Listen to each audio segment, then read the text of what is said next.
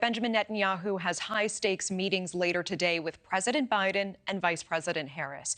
This meeting comes a day after the Israeli Prime Minister addressed a joint session of Congress, laying out his case for more U.S. support. The speech was not met with universal praise inside of the chamber, as dozens of Democratic lawmakers boycotted his appearance. And outside, thousands of protesters were marching on the streets around the Capitol, calling for Israel's end to the war in Gaza. The crowd also labeling Netanyahu a war criminal. Now, some demonstrators reached D.C.'s Union Station, taking down an American flag and burning it in front of the station before police moved in. Hours later, some GOP congressmen posted videos of themselves helping raise that flag back up. All of this could shape the tone of today's meetings. NewsNation correspondent Kelly Meyer live for us at the White House with all of the details. Kelly. Yeah, Natasha, a major meeting between President Biden and Israel's Prime Minister today here at the White House. We are less than 1 hour from now, where the two will be meeting face-to-face inside the Oval Office, set for 1 p.m. Eastern for the first time since October, when the two last met. And they will meet with the families of American hostages held by Hamas following their one-on-one meeting.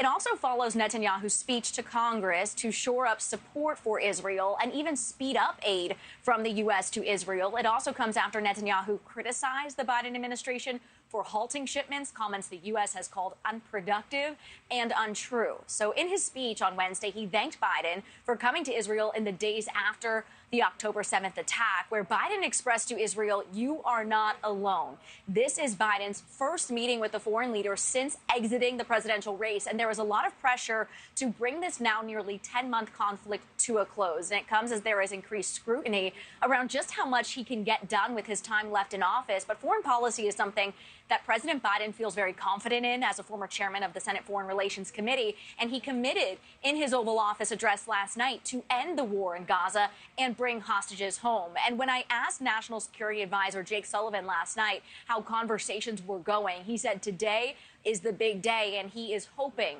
for progress. Natasha. And Kelly, Vice President Kamala Harris, meanwhile, is meeting separately with Netanyahu after Biden does. What is she expected to say? And there's a lot more attention on Kamala Harris as the presumptive Democratic nominee for president. But Harris has been much more outspoken about the plight of Palestinians in Gaza during this conflict, and the first to use those words, immediate ceasefire in Gaza, even before President Biden himself. But she released a fiery statement this morning condemning the protests outside of Washington, D.C.'s Union Station Wednesday, following Netanyahu's address to Congress, calling it despicable acts of unpatriotic protesters and dangerous hate-fueled rhetoric, saying in a statement, quote, "I support the right to peacefully protest, but let's be clear, anti-Semitism, hate, and violence of any kind have no place in our nation."